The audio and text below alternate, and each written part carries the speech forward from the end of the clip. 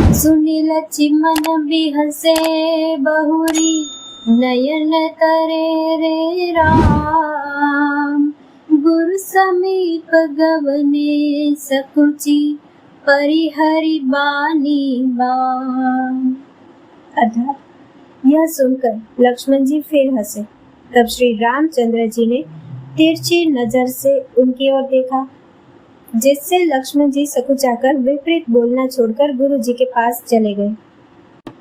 अति विनीत मृदु शीतल बानी, बोले राम जोरी जुग पानी। सुनहु नाथ तुम सहज सुजाना, बालक बचन करिय नहीं काना।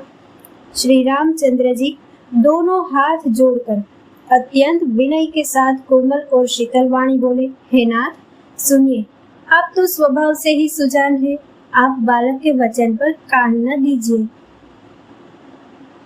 बररे बालकु एक सुभाऊ, इनहिन संत विदुषहि काऊ। तेहि नाही कछु काज बिगारा, अपराधी मैं नाथ तुम्हारा। बड़े और बालक का एक स्वभाव है, संत जन इन्हें कभी दोष नहीं लगाते। फिर लक्ष्मण ने तो कुछ काम भी नहीं बिगाड़ा है। हे नाथ, आपका अपराधी तो मैं हूँ। कृपा को बधु बंद गोसाई, मोह पर करिय दास की नाई। कही अबेगी जही विदिर से जाई, मुनि नायक सोई करो पाई। अतः हे स्वामी, कृपा, क्रोध, वध और बंधन जो कुछ करना हो दास की तरह अर्थात दास समझकर मुझ पर कीजिए, जिस प्रकार से शीघ्र आपका क्रोध दूर हो। हे मुनिराज, बताइए मैं वही उपाय करूं। कह मुनि राम जाए ऋष कैसे, अजहु अनुज तव चितव अनेसे। एहि के कंठ कुठार न दीना, तो मैं कहा को करी केना। मुनि ने कहा, हे राम, क्रोध कैसे जाए? अब भी तेरा छोटा भाई टेढ़ा ही ताक रहा है। इसकी गर्दन पर मैंने कुठार न चलाया तो क्रोध करके क्या ही क्या। गर्भ स्रवैया बनी परवली, सुनि कुठार गति गोर। परसु अछत देखऊ जियत, बेरी भूप किशोर। मेरे जिस कुठार की गोर करनी सुनकर राजाओं की स्त्रियों के गर्भ गिर पड़ते हैं, उसी फर्शे के रहते मैं शत्रु राजपुत्र को जीवित देख रहा हूँ। बहइन हाथ दहाई रिस छाती, बा कुठार कुंठित नृप घाती। बयउ बाम विधि फिरे सुभाऊ, मोरे हृदय कृपा कसिकाऊ। हाथ चलता नहीं, क्रोध से छाती चली जाती है।